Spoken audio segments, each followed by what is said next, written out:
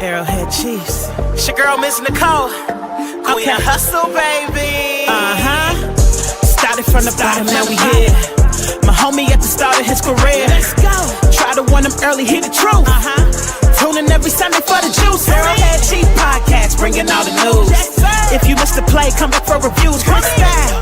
Out here rapping for the crew. Post game highlights, go subscribe on YouTube. If you missed the play, come back for reviews. Post game highlights, go subscribe on YouTube.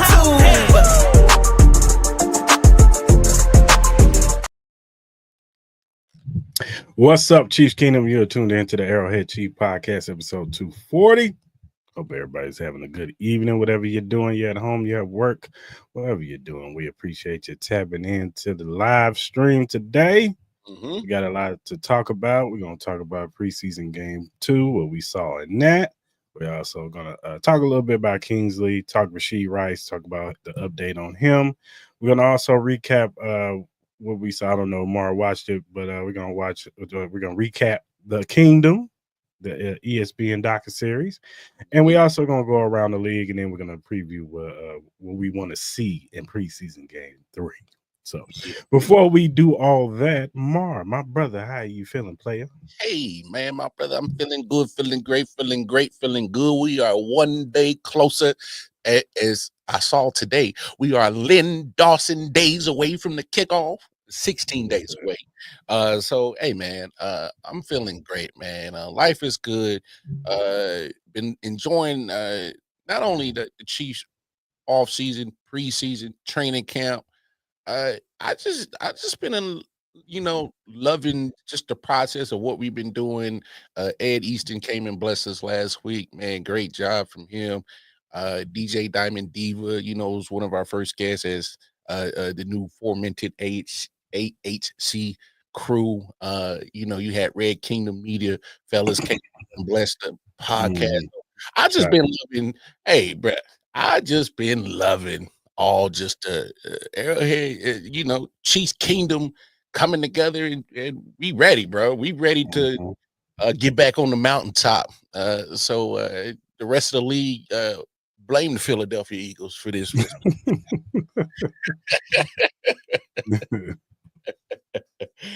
Yeah, I feel the same way, man. I appreciate those brothers stopping through. They always, it's always good to collab with other podcasters and other content creators that follow the Chiefs, and even content creators that follow other teams, because when we do the season starts, we'll probably have other podcasters from other teams come on the pod and preview the games and stuff like that, so we could talk football. You know what I'm saying? Hey. It's always gonna be all love, but we don't talk shit though.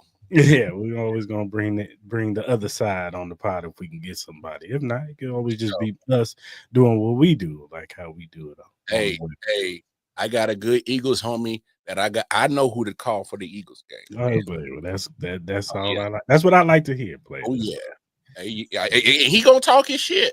And that's fine. We still gonna talk ours too. That is fine. That's fine.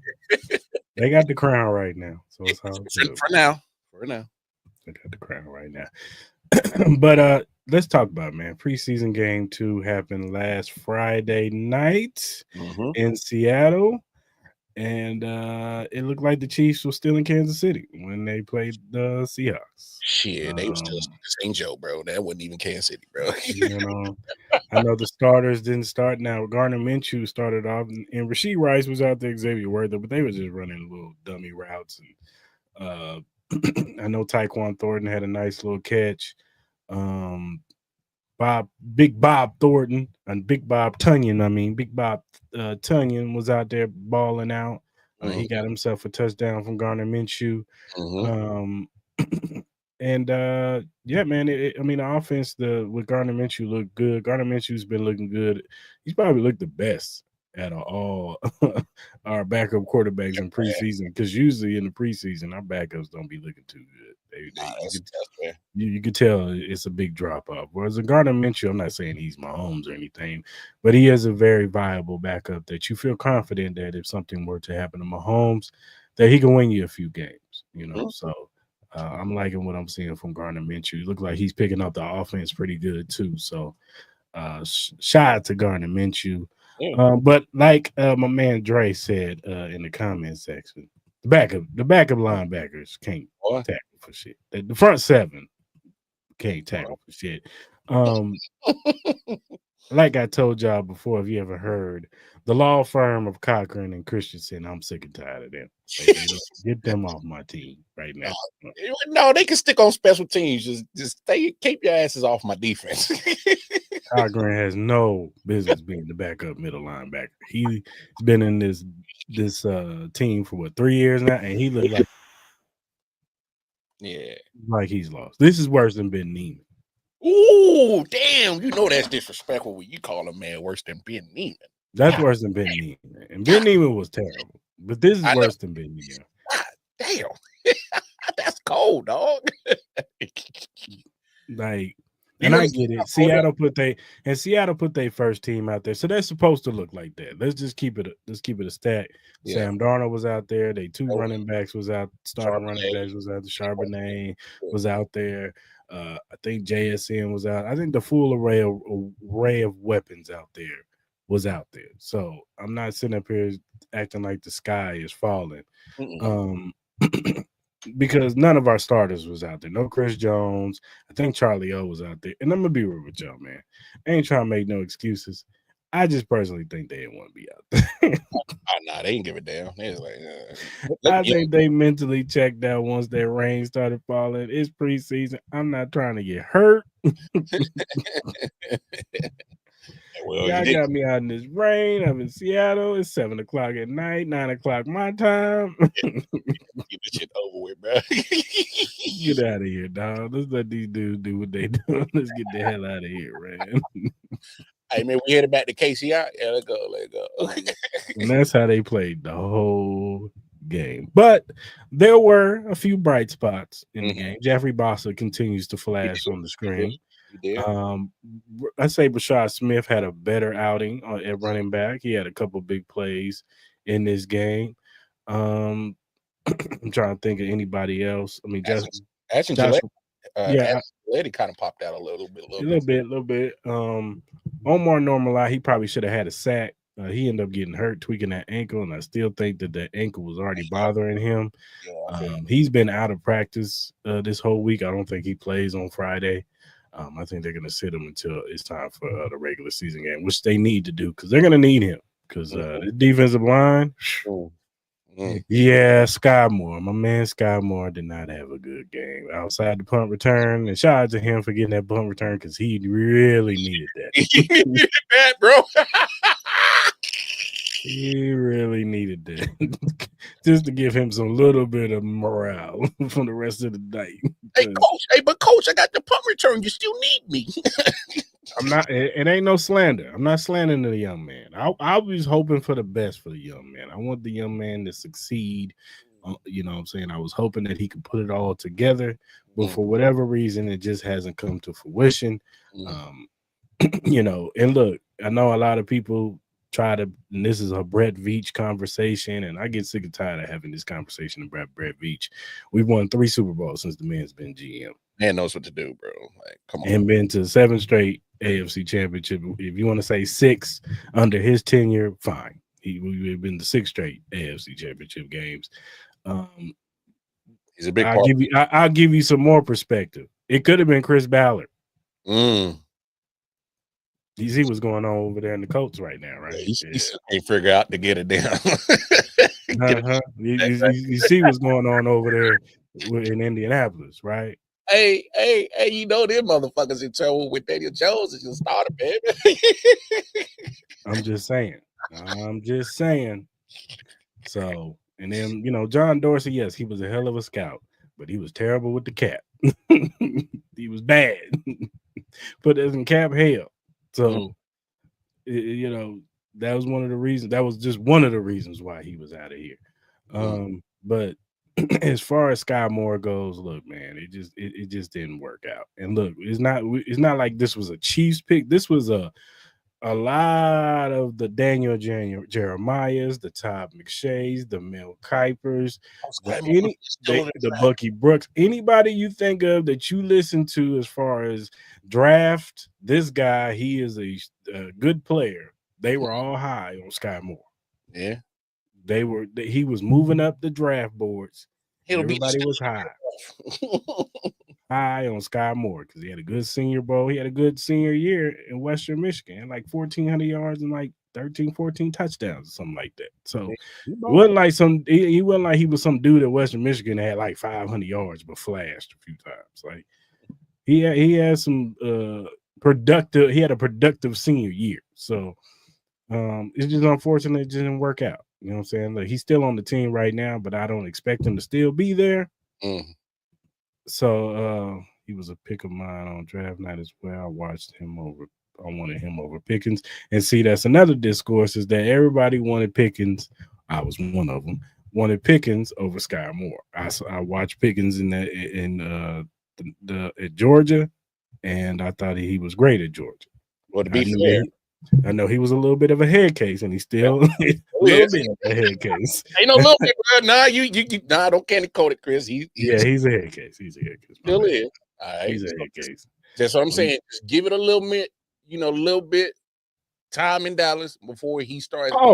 I'm already waiting for the day when Dak Prescott gives this ball to CeeDee Lamb 20 times.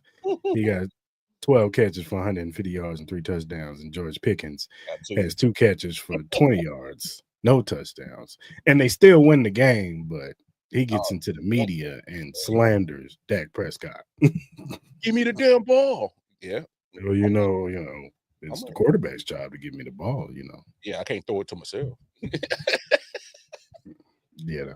So, or he runs the wrong route because he knows he's not getting the ball. And Dak Prescott throws a pick 6.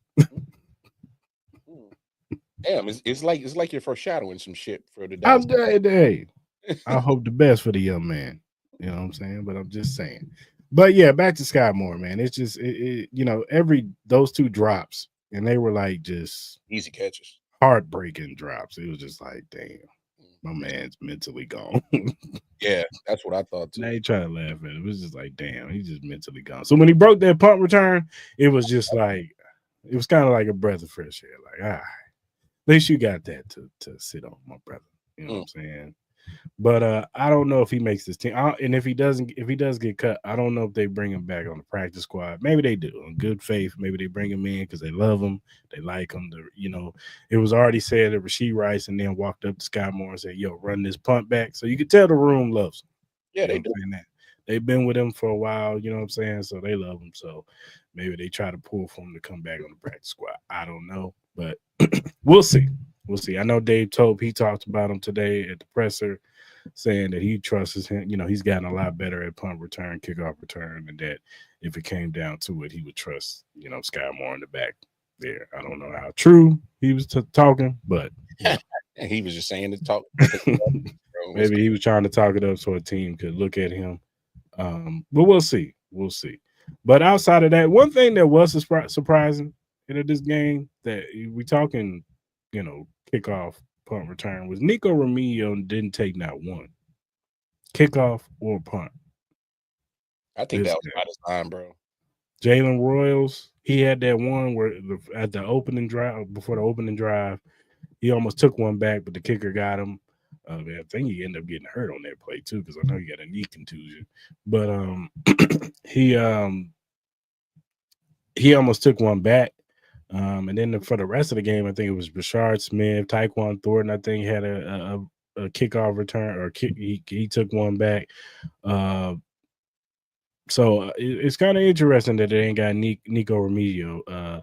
And I know Dave Tope loves. That is his number one guy. It's going to be interesting now with the whole situation with Rashee Rice. And we'll talk about the Rashee Rice thing in a minute.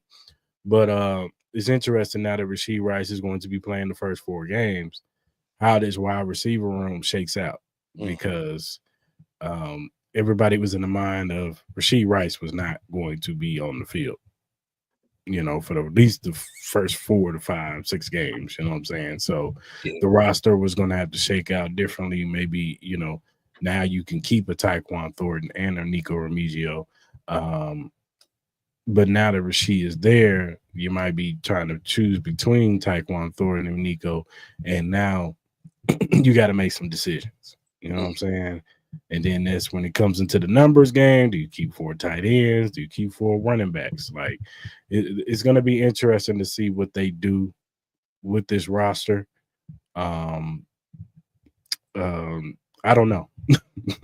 and now with the injuries to FAU, he's out for the season. That's another one that everybody, another sad situation for that young man. Now, one thing you can't say is with the Sky Moore and the FAUs, one thing they didn't do is impact this team to where they didn't not win Super Bowls. They won 2 Super Bowls since those brothers have been drafted. So, and been to 3 straight. So it wasn't because of those players that the train fell off the track or anything like that, or they were detrimental to the team. Oh, you drafted Sky Moore, and now we ain't got no wide receivers, and we didn't make it to the. No, you can't say that because he's a 2-time Super Bowl, both of them 2-time Super Bowl champion. Yeah, can't take it from him, or at least 1-time Super Bowl champion. One of them was 1 time, the other one's 2. But still. They didn't, and that's the thing about being the top team in the league is that you can kind of take some chances.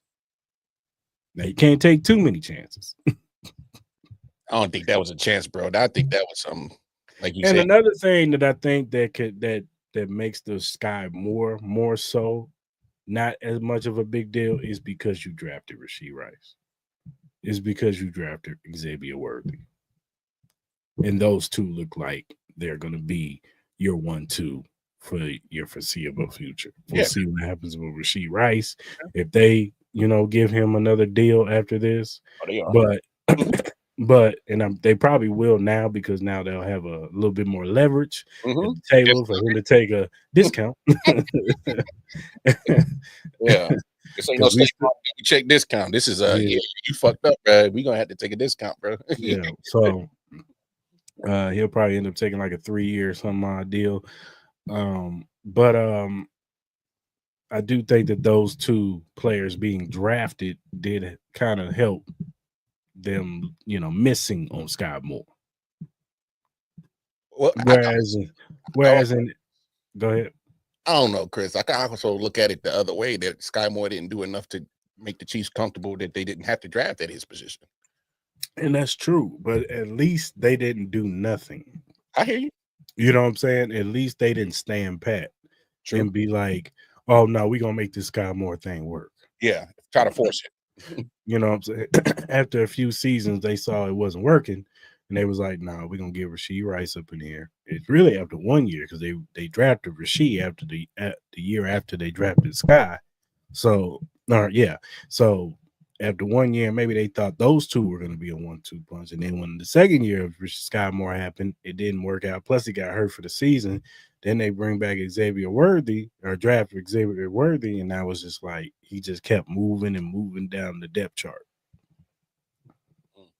And even in the year when they thought they were going to try to give him a chance, it just didn't work out. You hate to see it. Even last year, I think there was a report, I forgot what game it was, where Sky Moore dropped a pass and they said Brett Veach slammed his hand on the table. Like, God damn it.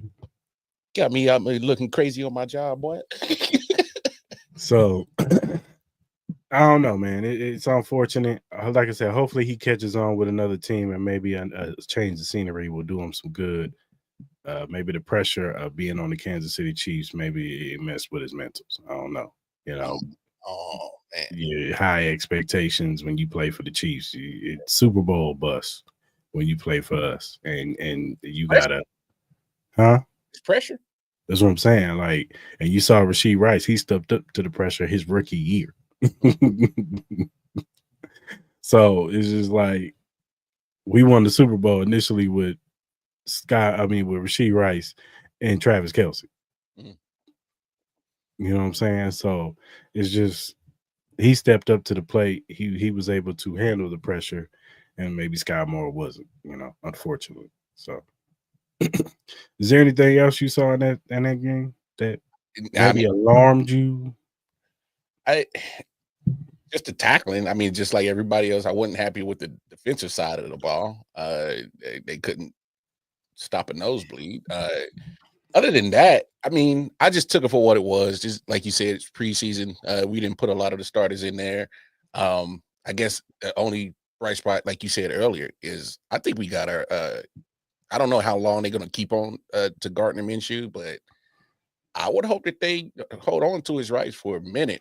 I mean, even if they do like the Chase Daniel and make him one of the highest paid backups for like the next 6, few years, I don't care. Because I like what he's been doing preseason. Because I heard another Chiefs content creator, and forgive me for not remember who you were, so I apologize. If Patrick missed 2 to 3 games, I'm okay. I think with Andy Reid and Gardner Minshew, it's enough to keep us afloat. Now, I ain't talking about a long period of time. If he's in there a long period of time, we got a problem. But just to hold the fort down for a little bit, if need be, I'm okay with Gardner. I could probably make an argument that athletically, he might probably be the best backup in the Mahomes era. Yeah. So. Yeah. Like I said, I these last 2 preseason games, I've been happy from what I see from Gardner. Like I said, he looks like he has command of the offense. It looks like it doesn't look like it's too big for him, and it looks like he has rapport with the receivers, and that's a good thing. I know the discourse right now, everybody's going to talk about it, and that's Kingsley Suamati. And look, you have every right as a fan to feel how you feel about any player on this team. You feel like that you're not happy with what you see from Kingsley and you want him off the field or whatever, that's your right. Here's my thing. The man has never played guard a day in his life. Not in college, not one time. He's always been a tackle. He was a right tackle for most of his career in college. And then I think he played left tackle his last year. And he was considered raw. You know what I'm saying? He's considered a raw talent that he needed some work, a development product. So now you switch him over to guard because things didn't work out as tackle. The Chiefs saw by week 2 in the Bengals game. Nah. and even to a point of it even got so bad on the left side, they didn't even think about putting him back in there. They went and got DJ Humphries, who was coming off of an ACL tear. And then when that didn't work out, they put Joe Tooney out there. So not one time did they think, okay, we're going to put him back out there and see what he could do. And so then they said, okay, we're going to switch him to guard. They liked what they saw in that Denver game. And a lot of offensive people who watch film said he had a good game in that Denver game as guard. So, and I know these preseason games is a little different, you know what I'm saying? Because they don't really game plan. You know what I'm saying? They doing like basic stuff. You know what I'm saying? Basic calls, things of that nature. And I get it. You expect him to go out there and do his job. But at the end of the day, he's still learning a new position. It would be like if a running back changed to wide receiver. You can't expect that dude to go out there and just start running all kinds of routes. Yeah. No, I mean, you bring up a valid point, is especially when you get to this point in your career in the NFL at the elite level. I mean, that's top level. So expecting somebody to just pick up in a position like it's, breathing air, that's not how that works. I mean, you gotta look. I get it, Chiefs Kingdom. You're frustrated with Kingsley. You like, damn, man, we moved you inside. It's supposed to get better. I just think have some patience with homeboy, because they're going to exhaust every option to try to get the most success out of homeboy. So that's just what it's going to be. So, and look, we all know one thing: if it ain't working by week 2, they gonna snatch his ass up. Yep. Oh, he on a short leash. They gonna snatch his ass up out of there. So, like I said, I'm fine. You loving what you're seeing from Joshua Simmons, Creed Humphrey, Trey's there. And of course, Juwan Taylor, and then you got Jalen Moore. So you got backup for any, the right tackle. If Juwan Taylor gets hurt or something happens where he kind of get pulled, you got insurance just in case, God forbid, something happened to Joshua Simmons. And then you got insurance because if Kingsley's not playing well. You know what I'm saying? So you got insurance regardless. I was at the first. It was interesting to see the rookie plays. It was my first preseason game. Hey, Tammy, how you doing? Thanks for watching, Tammy. Hey, Miss Tammy. Shout out to Miss Tammy. She was in the Kingdom docu-series. Shout out to her. Oh, we got a celebrity in the building. What's that? Yeah. But yeah, like I said, man, we gotta be patient. Man, let me tell you something more. So, I'm in a couple Chiefs group chats on X, Twitter, whatever you want to call it nowadays. And when I say the sky was falling in this one group chat I was in, the sky was falling. You would have thought this was week 6 or week 15 against the Buffalo Bills or whoever. Just think of a great team at that time. We playing for the number 1 seed, and you would have just thought that the sky was falling. I had one dude in the group chat talking about Joshua Simmons shouldn't be out there. He needs to be put on the PUP list and let him rehab. Hey, y'all, I hope y'all kicked your boy out y'all group for that. And I was just like, what? Huh? They rushing him back. His leg. Yeah. That's why we're fans and we're not running the team. Man, you had everybody tripping about the defense. The defense sucks and all this. It was just bad. It was bad. It was depressing. You would have thought we was the Colts. Hey man, that's your second shot at the coach in 30 minutes, bro. You got something against them? Oh, well. A little bit. Always, Miss Tammy. Always, you represent us real all the time. Hey, that's crazy. But yeah, a little bit. I still kind of ain't got over the playoff loss. No, we beat them. We beat them since then. We beat them in the playoffs since then, so it's all good.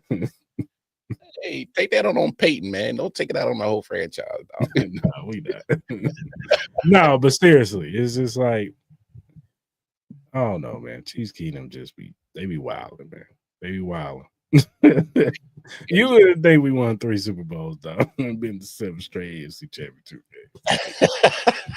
games. Like I really be thinking certain fans just be waiting for the other shoe to drop.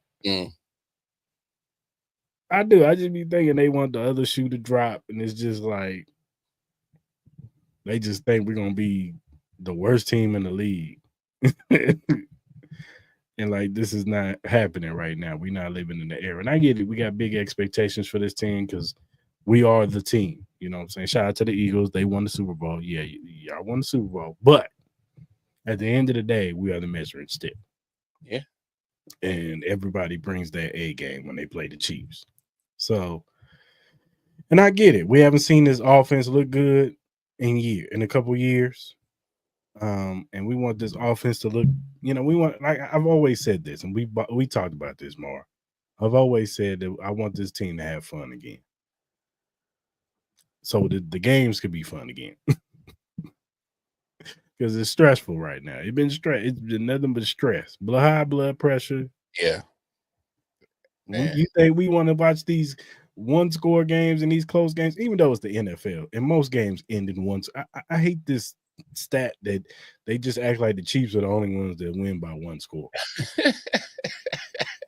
Like most games end in 1 score. They act like it's just a bunch of blowouts in the NFL. It's the NFL.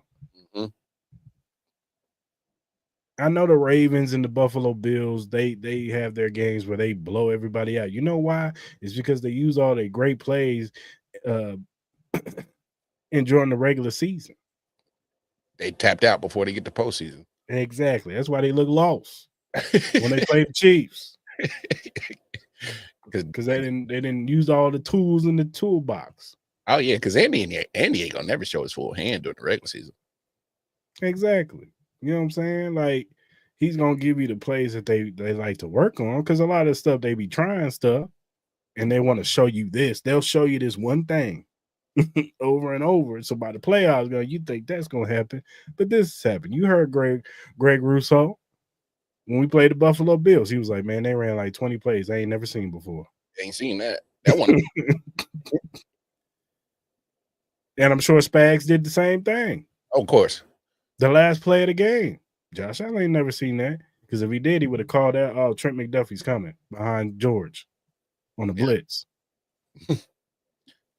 Well, I mean, Spags is a disciple of Andy, even when they was back in Philly. So, Right. yeah, so he's going to pick up some of his coaching tendencies, and not to show your full hand either. So, hey, but I don't know, man.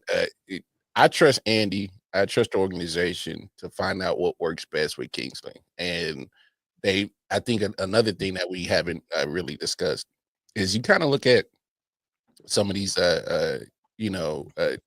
changes in the organization. They also don't, they'll give people just about every option, but at the same time, they haven't been afraid to move off of people. I mean, Clyde Edwards-Helaire was a first round pick. Hey, bro, yeah, you ain't living up to the billing.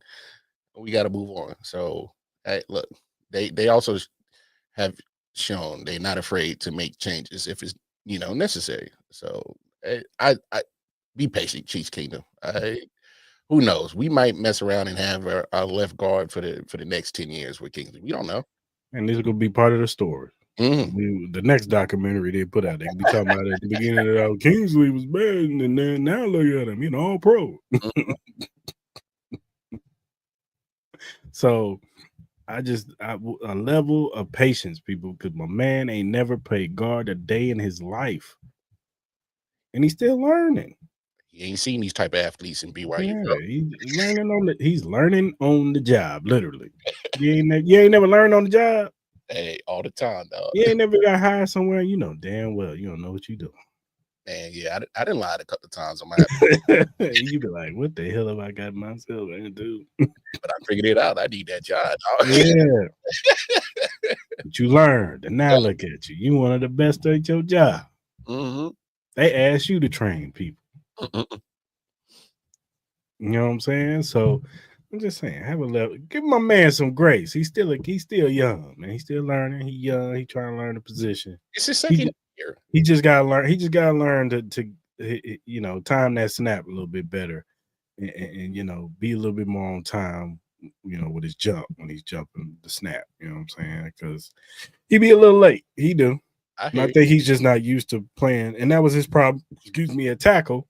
Yeah. That he was late, when the ball was snapped, he's late with his stance, you know what I'm saying? So now you gotta be quicker, on the inside. Be a little bit quicker than that. Yeah. You gotta be quicker because you're on the inside now. You playing against defensive tackles, and what I'm saying, like Jalen Carter or somebody like that.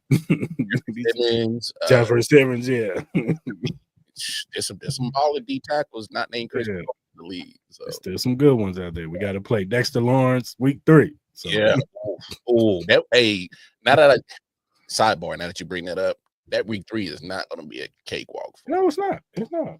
Because that Giants front 7, yeah, nasty. They're gonna and they got a depth. It's not just the front 4 guys. It's the backups. They're gonna have some backups that are gonna be coming after us too. They're gonna have waves of guys. So that offensive line gonna have to be. They're gonna get tested. They're definitely gonna be tested by for this season, because you go into Chargers and they got Khalil Mack, and that defensive line. Jim Harbaugh usually has that defensive line right. Yep. Then you have Eagles. We already know what that defensive line can do. We saw that firsthand in the Super Bowl. Yeah. Like you said, we got week 4 or week 3 against the Giants, and then you got week 4 against the Ravens. So defense. And their defensive line has just gotten better too. They drafted Mike Green. He's going to be a problem. Justin Enabike, he's nasty. Like they got that. We're going to be facing some defensive lines. Of course, we still got Denver this year. We got the Raiders with Max Crosby. He always gives us issues and problems. So is it fair to say first 4 weeks That's gonna be the test. That's gonna be the litmus test for Kingsley Mhm. to get better each game. Now, if he's bad, we gonna know because it could be the difference between winning and losing. Oh, big facts. Big facts. It'd be the difference between winning and losing. But if he could be solid, look, he's not gonna be perfect, but if he could be solid to where Patrick can get the ball down the field and push the ball and feels and trust that offensive line enough to he stay in that pocket to where he could deliver the ball down the field, because that was the main issue, especially, you know, as the season went on. That was the main issue. He didn't trust his offensive line, especially on that left side. So, you know, if he could start doing that and we can get back to seeing, you know, a resemblance of a good offense, you know what I'm saying? That's going to pay dividends. You know what I'm saying? And it will once again be a really tough out, because the defense, I expect the defense to, you know, play good as long as Chris Jones, Nick Bolton, and all them stay relatively healthy. And hopefully these young guys behind them, you know, I know a lot of people have questions about the defensive line, which there are some concerns, because now the FAU's down, that's going to play with your depth. And now Ashton Gelati, his clock's going to get sped up. You know what I'm saying? Now, you know what I'm saying, we might have to keep on Malik Herring, or maybe they go get somebody. Maybe they go get a Zadarius Smith or somebody like that. You know what I'm saying? Somebody, a veteran that can come in and give you some quality snaps, be a part of a rotation, because that's not too far away from what the Chiefs do anyway. They did it with Terrell Suggs. They did it with Carlos Dunlap, Melvin Ingram. Like, they've always went and got a savvy veteran that can come in and get quality snaps. So I wouldn't be surprised if they did it again, especially if they're not feeling what they're seeing from Ashton Gelati and Omar Norman Lott. Yeah, Omar got to get that ankle right, man. Yeah, that's what I say. And he's put on weight, and you could tell that weight, he's trying to learn how to use that weight and, you know, play like he played in Tennessee. You know what I'm saying? Like, you put a weight on somebody, that burst ain't there as like it used to be. And now you're asking them to play against grown men. At an elite level. You know what I'm saying? I know the SEC got a lot of great players, but still, that's nothing compared to what you play in the NFL. Hey, man. Because at the end of the day, you're not playing against the offensive schemes and the protections and all that stuff. Be patient, Cheese Kingdom. Yeah. All right, man. Let's talk about Rashee Rice, man. So Thursday, the reports came out that Rashee Rice will be playing the first 4 games of the season. The NFLPA and the NFL, Roger Goodell, couldn't come up with a middle ground for a suspension. It sounded like, and I think Daniel Graziano, and I think it was Phil Yates, Ian Rappaport, Adam Scheffner, all of the insiders have reported that the NFL was trying to hit him upside the head with a big suspension, like damn near half the season, like double digits. So like 10 games. Yeah. And Rashee Rice is probably looking at it like, well, damn, Addison, yeah, he may not have been racing, but he was still intoxicated and got a DUI, and you only gave him 3 games. And you want to give me 10 to make an example out of me? Nah, we're not doing that. You're initially suspending him just as much games as you suspended Deshaun Watson. And he did nothing near what Deshaun Watson. No, we talk. Hey, we not even on the same level. Not even right. Like, come on, man. Like, I think that if they would have said 4 to 6, I think that Rashee Rice would have took that suspension and been cool.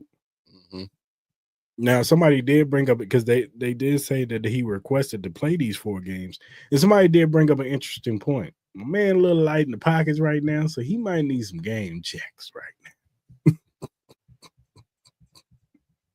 So he kind of like, yo, let me play these first 4 weeks. Because that silver suit popped them, boy. Stack up some of these M's. Because I lost some M's. Then we can talk about the suspension, man. Because I might need to save up. I'm going to be out of commission for a little bit, man. So that brings up a good point. You know what I'm saying? Because he could have had to save up to get, stack his money up to pockets a little get ready for this, get ready for the suspension. And plus, my man got kids, so you know how that could be. So, but it's a crazy situation. I'm mixed. I'm torn because I'm happy we're gonna get to see this offense with the full way of weapons for the first 4 weeks, so we get to see what it looks like. Because it looks like Hollywood is back practicing. I don't know if it's light, but it looks like he's stacking days. So it would be interesting to see if he plays on Friday. But he's back out there, so I expect him to be there for week 1. So if we can get all 3 of these brothers, him, Xavier, and Hollywood on the field at the same time, we finally get to see what it looks like. Because we didn't get to see it last year. You know what I'm saying? My man Hollywood got hurt the first damn play in the preseason. Damn. And then it was just like, damn. All right. We still got Xavier. We still got Rashee Rice. And we still got Trav. And it was looking pretty solid. You know what I'm saying? That first few weeks. Then she was cooking. He had like 200-yard games. He was cooking. Yeah. Then the Chargers game happened. It was just like, damn. Man, Patrick threw an interception and then through his body, just whoop.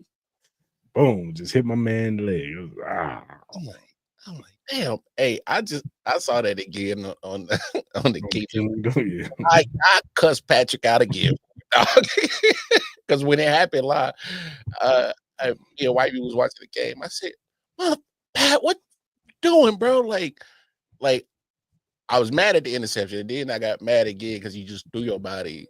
Well, because I didn't see the him throwing his body until the end on the replay, and so when I saw Rashee down and he couldn't put pressure on his leg, I thought he had just like stepped wrong or something like that. It was a non-contact injury. But then when they saw the replay, I said, "This mother interception and took out our number 1 weapon, you mother." Hey, man, yeah, you kind of had me tight at that moment. That was the first time I wanted to fight Patrick, bro. Knuckle up, bro. Square up. Yeah, it was the first time I wanted to fight him. I'm about to bruise you, yellow boy. Yeah, man, you bugging, man. What you doing, dog? What you doing, man? Like, and then from there, it just like all we had was Xavier Worthy and Travis Kelce. Mm-hmm. So, and then they brought D-Hop in. He had a couple good games, but then he kind of tailed off. And then also on top of that, we lost Isaiah Pacheco. Yeah, Kareem Hunt, he was solid. Kareem Hunt had his few games where he came in and looked good, but then he looked like a guy that came off the couch. Yeah, it took a toll on his body. They ran him to the ground. So, it's going to be good to see, these first 4 weeks with these weapons and how this offense looks, how this offense can move. And that's all we want. You know what I'm saying? We want this offense to be competent. We want it to be above average. If we can get anything better than that, then that's beautiful. But can I just get above? I just want an offense that's going to like not be like hard to watch. Like, but I think the disappointing thing about this whole situation, and shout out to my wrestling fans, you're gonna understand this analogy, especially if you were a John Cena fan. Like, he announces he retires, so that the end is coming. So it's like, let me enjoy it as much as you can.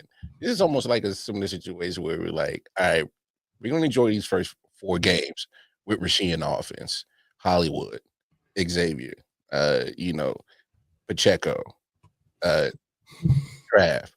So you're like, all right, excited. But the suspension is coming. And you're like, there's going to be a point in time in the season, man. It's going to put a huge pause on what we're seeing for the first 4 games. And it's like, damn. It's kind of like an emotional letdown because I'm pretty sure this offense is going to look damn good the first 4 games. And they're going to go against some tough defense. Mm-hmm. So, like, if they can still move the ball on tough defenses and score, you're like, all right. But you like, damn, in the back of my head, that damn suspension is coming. And this is where, in these first 4 weeks, my man Jalen Rose, you better be stuck to Rashee Rice. Like, you know what's crazy? Now that it makes sense why they draft him. Similar attributes, body size. What's that old gif? Hey, my man had a backup plan because you knew it was coming. And we've seen with Jalen Rose, he looks like he's picking up this offense pretty quickly. It's gonna be interesting to see how it looks on the field. But we've seen glimpses, we've seen flashes, we see what it looks like. We know the kid has burst. Hell, he almost broke a kickoff return, so we know he got a little bit of burst in him. So if he can pick up, some of the routes that Rashee Rice has to run, and he could just kind of fill in, him and Tyquan Thornton, and with Travis Kelce too in the middle. Hopefully they can pick up, the slack when Rashee Rice is gone. That this offense doesn't really skip a beat. I think it's still gonna look lovely. But them first 4 weeks, if these dudes scoring anything, like they scoring like 27, 28 points a game, this offense is looking like the old offense. Then yeah, it's gonna be kind of like it's gonna hurt. Now there is a situation where they can still come to a settlement before the season, and he can still just take his suspension on the chin, and we won't see the offense like that until whenever his suspension is over. And also there is a situation where, because we've got to understand that this arbitrator, she's the one that oversaw the Deshaun Watson situation. And remember, the league wanted Deshaun Watson out for the whole season. Mm-hmm. They went to her. She said, "Nah, give him 6." Yeah. Roger Goodell said, "Nah, I want to give him 14." They said 11. They stopped on 11. So what if she doesn't? She said, "Well, you know what? Jordan Addison got 3, so let's give him 4." And then Roger Goodell says, "Well, I want 10." How about 6? I'll take that 6. How about 6? But see, it takes a while for them to come to these decisions. Yeah. So just because they have the arbitration is September 30th, that doesn't mean it's going to be like the following week they come with a decision. It might be a couple of weeks. So he'll be playing those 2 weeks. So we might be well into November before we even because let's say Roger Goodell, let's say she say 6, or let's say she puts the book on him. Let's say she said, "Oh, you know what? I agree with you. Let's do 10." So then Rashee Rice can appeal that. So now we're talking another. So I don't know. Unless they do some stuff where, you know what, you can serve it next year. Then I'm like, hell yeah.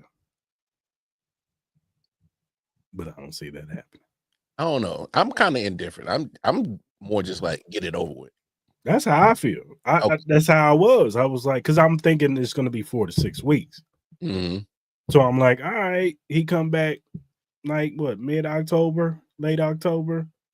All right, cool. I feel like we got enough in the toolbox for this offense to be cool with our Rashee Rice. In a perfect world, I hope she says 2, because if she looks at Jordan Addison's case and say, well, he minus the alcohol, Rashee didn't have that, and 2, he already paid his dues and dealt with it. What's up, Sam? The civil route. And I can't remember the criminal route in Texas. I don't know if I think they pushed that one back too. His hearing on that. Somebody don't take that for 100. So, but if I'm her, I'm like 2, and then Roger say 6, and she say, "All right, let's say that 4."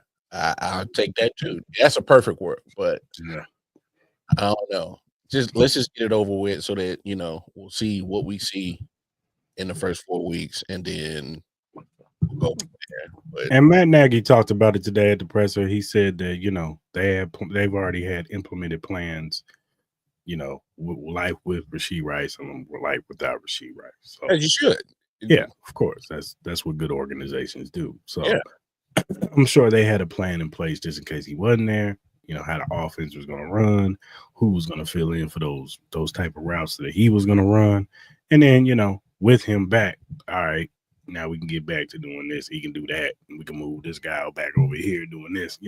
So it's going to be interesting to see how it looks. I expect Rashee Rice to be playing it. I expect him to be in Brazil. I do expect him to be in Brazil. So we're going to at least get to see a sample size of what this offense is going to look like. And, we won't know nothing probably until September 30th. Unless Roger Goodell just says, look, all right, man, look. I get y'all for it. Damn. You know what I'm saying?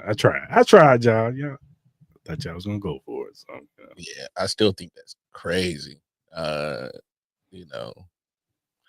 Doing more than Jordan Addison. I obviously wrong is wrong. I'm just not, hat 15. Now, as you can see, I got hella hats and I'm not even done. So, but no, I don't know. It's just the NFL has always been wacky with the disciplinary system. I don't know how they even come up with these. Because it's just Roger Goodell just throwing darts at a number and just saying, yeah, the guy gets this guy gets that. In which they need to just break it down into sections. Mm-hmm.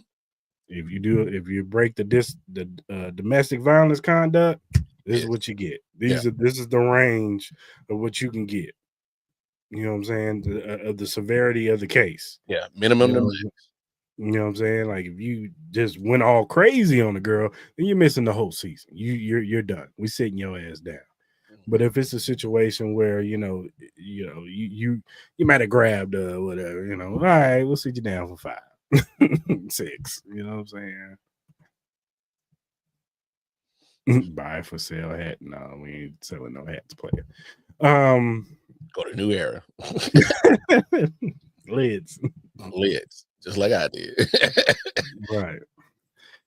So yeah, man, we'll see what's up, on the Rashee Rice. All right, man, let's talk about The Kingdom, man, the docuseries that came out on ESPN last Friday. It came out last Friday. It was a pretty good series, man. I think they did a really great job. If you're a Chiefs fan, some of the stuff that they talked about, you pretty much already knew. But they did a little bit more deep dive on certain things with Lamar Hunt.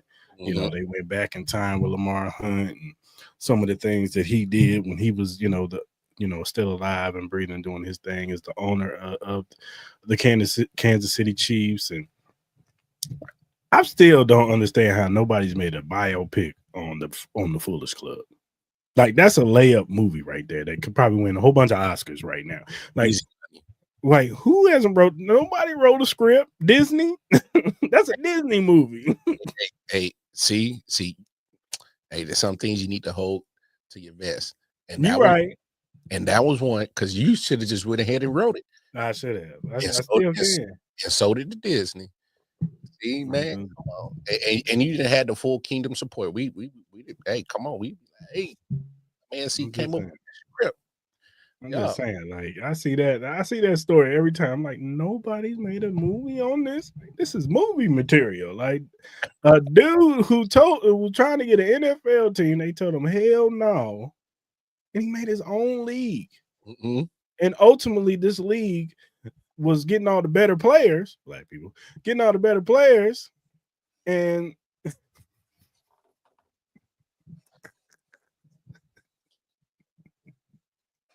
no cap though. Getting all the better players, and the NFL was like, "Hey man, he's playing this shit. You know what I'm saying? Y'all want to merge and shit." Hey, like, hey man, y'all making some money over there. Hey man, y'all stealing some of our viewership. Hey man, you want to merge? Man, we was just playing. I know we made you move from Dallas to Kansas City and stuff. Didn't think you should, man. But I think we all can coexist as one. Hey, they start hurting that bottom line. Lamar was like, all right, man. Yeah. You know what I'm saying? We need y'all TV, y'all connects. So, yeah, man, let's merge. And you know what I'm saying? So it went back to, those times how he came up with the name, the Super Bowl. And you know anything about Lamar Hunt, you should know that story. But it also deep dive in this docuseries is more so all about last year and getting a little bit more in depth, because I think they do a really good job with the franchise pretty much from week to week, or what the Chiefs are going through that week, prior to that game that we just saw. And, they usually do it pretty good. But I think this was a little bit more behind the scenes with it, and, what they were going through and each game and how they felt each game. And, and like you just spoke on, Pat, talking about, how he felt when he took out Rashee Rice pretty much, and how bad he felt. And he said it kind of broke him a little bit. Like, damn, like, I messed up. You know what I'm saying? Like, I took my number one guy out. And we was doing so good. You know what I'm saying? And just how much they had to, endure and overcome, and how surprised they were on some of the wins that they got. The Raiders game, the Broncos game, the first Broncos game, just any game that you could think of. You know what I'm saying? That we had a close, one score game, close game that we had to win it by this. It was just like a miraculous season. You know what I'm saying? And it was just a good docuseries, man. And even the Kareem Hunt stuff and how he felt. He talked about how Andy Reid has been there for him even when he wasn't in Kansas City, and how when he saw Isaiah Pacheco go down, he called or texted Andy like, "Hey, I'm available if y'all need me." And Andy was like, you know what I'm saying? "All right, for sure. We appreciate you. I'm going to talk to Brett." And he said hours later, Brett Veach called him like, "Hey, come on for a workout." And the rest is history. He got signed, and we was, Chiefs Kingdom, we never thought that Kareem Hunt was going to get welcomed back. So that had to have been a lot of like, yo, Clark, man. Look. Yeah, he paid his bet. We need to run a game, dog. We need something. So, nah, I feel you. So, but no, it was a good docuseries. Even them going to that underground spot and going where the Chiefs archives and stuff, like it's the CIA and shit. Like, now that was real cool though. It was cool, but it was just like, damn, man, secret. I thought this was some Illuminati shit or something. They going through a dark cave. Hey, chill. What the shit is this? You letting this in? Y'all letting this two in? I don't know if I want to watch this. Like y'all about to do a little ceremony. Yeah, I want to see that. I want to see this. I don't want no parts of this. No. But serious, no. But it was dope that they had those archives of games.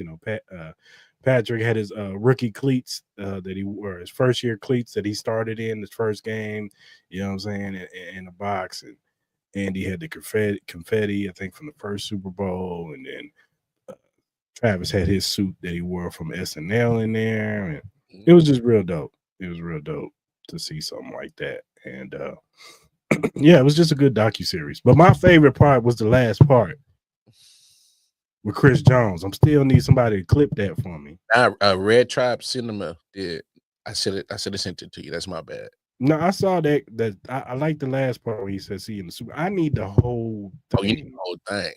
I need it from the time he was on the sideline. He was telling George, "Look, man, it's the losses that you learn from. We gonna learn from this. You know what I'm saying? We got our ass kicked, but we gonna learn from this." Even after this, they was in the locker room, you heard Chris like, "Look, this shit hurt, but take that with you into the off season and make you better for next year." And then he even said, the little confessional, like, "Dog, look, we got our ass kicked. We lost. It happens. It's the NFL. Yeah, but they gonna doubt us. But we'll see y'all in the Super Bowl." Pretty much paraphrase. And that just got me hyped up for the season, dog. Hey, Chris gonna be on demon time this year, bro. Because that to me, and you really engulfed him as a leader. Big facts. You know what I'm saying? For him to be like, "Yo, I know we lost, this shit hurt." And I think it's more so because we got to think Trent McDuffie ain't never felt this before. George Karlaftis has never felt this before. You know what I'm saying? Brian Cook, Joshua Williams, Jalen Watson. Yeah. They're used to winning Super Bowls. They've been winning Super Bowls since their rookie year. Yep. So they're not used to losing and then lose like this. Yeah. That's what we took some L's, but we ain't take no loss like this. Where they just whooped our ass and we just, stings. Hurts a lot more. And I think that because I do think that as championship teams, you know what I'm saying, you do have to find some type of level of motivation when you're used to being somewhere and getting something. You're used to winning the big game.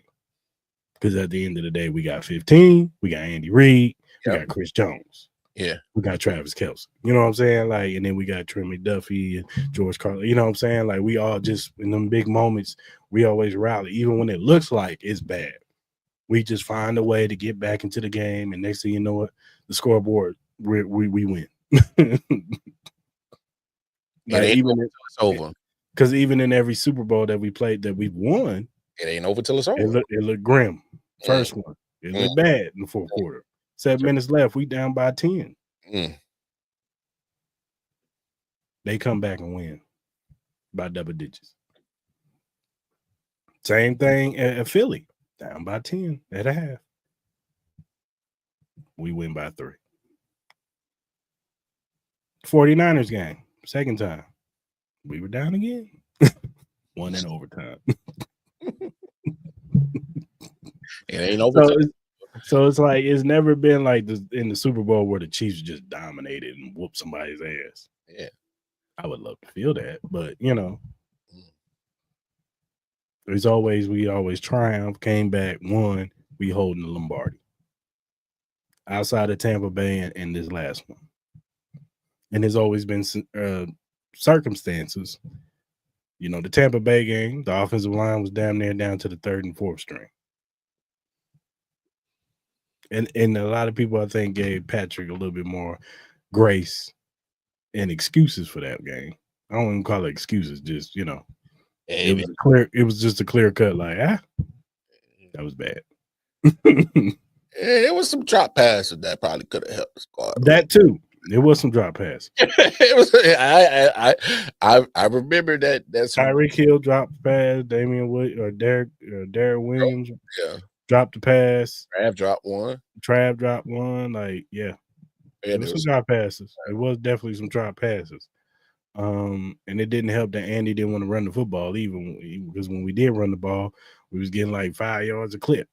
Wow, that seems like a common theme in both Super Bowl losses. Whereas in this Super Bowl, the offensive line was terrible. Yeah, but Pat didn't play his best either. Yeah, but run the ball though. Yeah, you can run the ball, but I just think that I think Andy saw them few drives where they was getting tackled behind the line. He was just like, "Nah, I'm good." Hey, I hear you, but there's a you know how Andy is, man. If this shit don't work the first 2 drives, dog, he ain't running the football no more. He's like, hell no. I'm just saying a couple of for loss. Nah, man, we ain't running the football no more. I'm just saying a couple of draw plays would probably change the momentum of that dude. Yo, Isaiah, get ready to block. Ready to block, Kareem. So, but no, it was a good series, man. Good series. They did a good job with those 6 episodes, man. And hopefully this is motivation for next year, man. And I wonder if anybody else is going to try to do these series. Maybe the Eagles, now that they won the Super Bowl, maybe they do one on them to see how they look, the second year trying to win the second Super Bowl. Maybe they do this with the winners of the Super Bowl, just go behind the scenes or whatever. Because I'm pretty sure the Eagles won't be interested because there's a lot of cast of characters over there. So, yeah. Nick Sirianni at the top of the list. Yeah, they're definitely going to do big time. So the series was real fly. Like you said, they went. I just loved how they kind of went in so many different avenues and tied it all together. Mm-hmm. And like when you talk about the pass of going in Lamar Hunt, digging into that, you talk about Kareem's story, obviously Patrick's story. They talked about the Taylor Swift situation. They talked about damn near everything leading up to that season. I also like that, not to cut you off, I also like that they talked about how before this era, the suffering that we had. Bro, when they even went to even how they even hired Andy Reid, literally coming off the Romeo Crennel situation, the Javon Belcher situation, they touched on that. I was like, oh, they going in on everything. I'm like, at all. I'm like, and just like you said, obviously the Chiefs who do the franchise do an excellent job, but they do. But Disney, obviously, we know how much backing they got in you know, hand they got in media. Period. Like they went all out, and like, oh, that was real fly. So, and they and say what you want, and this is not a homer thing to say. They picked the right team. That is the standard, the money generator that it is. Say one, the Chiefs are what people recognize who aren't regular football fans with the NFL right now, and that's just what it is. That's not me being a homer. And even with Chris saying what he said, you know, the clip is going around with him saying, you know, everybody hates the Chiefs right now. They want to see our downfall. You know, when we first came out, you know, we first had this team with the Pat era. Everybody loved us. Oh, you know, we love the Chiefs, and now it's like they want to see our downfall. Now they talking about we cheating. Hey, they hear the noise, man. That's what's great. Like, of course, they hear the noise, and that's another motivating factor. That's why I'm like, man, you keep poking the bear, dog. Yeah, man, it's going eventually, you know, wake up and maul you. So, yeah, for sure. So, shout out to the Chiefs, shout out to ESPN, shout out to Disney, man, for this, man. This was dope. Yeah, they killed that. All right, man, let's go around the league real quick. Now, we don't have to worry about these issues, but the Colts named Daniel Jones the starting quarterback.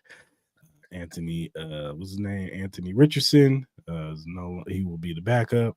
They did talk to him today, and you know, he took the high road and said, you know, he did what he was supposed to do. He was like, hey, this is their decision, you know, and that's what they picked. They felt like Daniel Jones makes the offense run better than me, and that's not to take away my off season. I worked really hard, and I'm gonna continue to work hard and stack days and just stay ready. You know what I'm saying? And you know, Shane Steichen said that he likes what he's seen from me, but he just feels like Daniel Jones should be the starter. So, and you know, I know a lot of people are saying like, oh, this doesn't make no sense, and I get you. You know what I'm saying? But I think it would be easier for Daniel Jones to come out, start, and then he suck, and then you can put Anthony Richardson back in to where.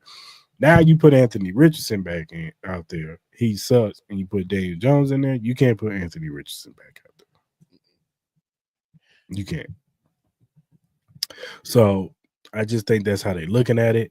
We'll see if maybe Daniel Jones can have a Sam Darnold type of year and have a resurgence in his career. And if he doesn't get paid by the Colts, he gets paid by somebody else, like what happened to Sam Darnold.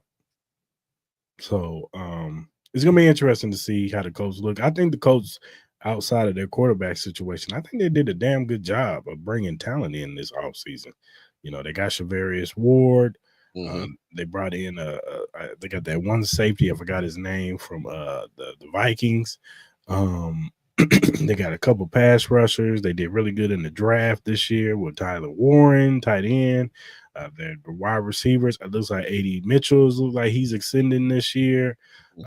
Still got Josh Downs and Michael Pittman Jr. and Alec Pierce. So, like, who is this? Who's Joe? God. Anyway, so yeah,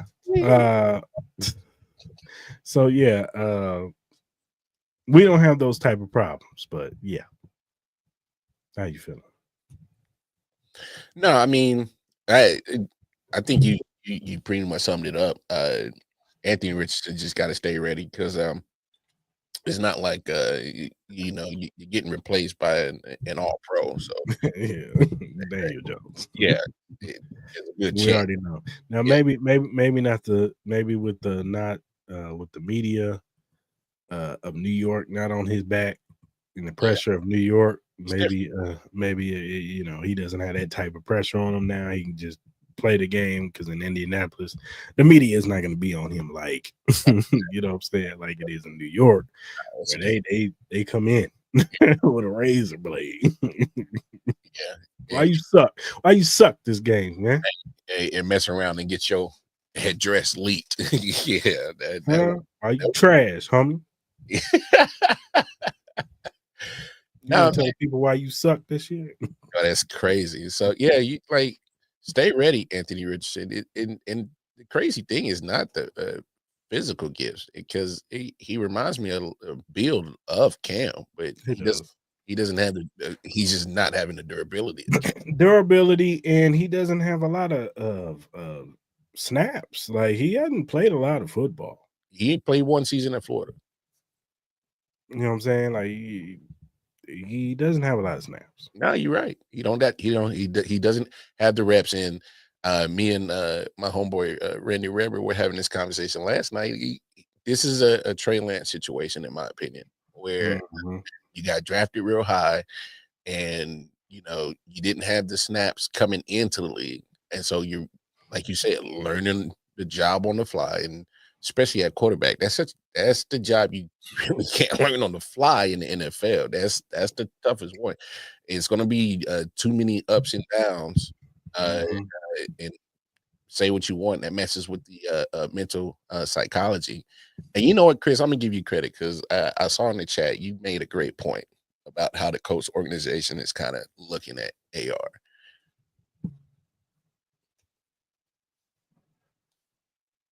Yeah. Because and we got to be honest about this situation. When you do this, when the last time you see somebody at quarterback position in the NFL do that? You just can't. You can't. He'd been better, even if it was a bad timeout. He'd been better served to do this. Timeout, yeah. Because at least it just looked like I didn't know the play. Yeah. You know what I'm saying? He gets some quick water real quick and then go back out there. You know what I'm saying? But to him to go like this, only people that can do that is a wide receiver, running back. You know what I'm saying? Tight end. Or somebody on the defense, they feel like they a little tired. Hey, you see it all the time. Wide receiver, hey, come get me out of here, dog. Yeah. I need a breather.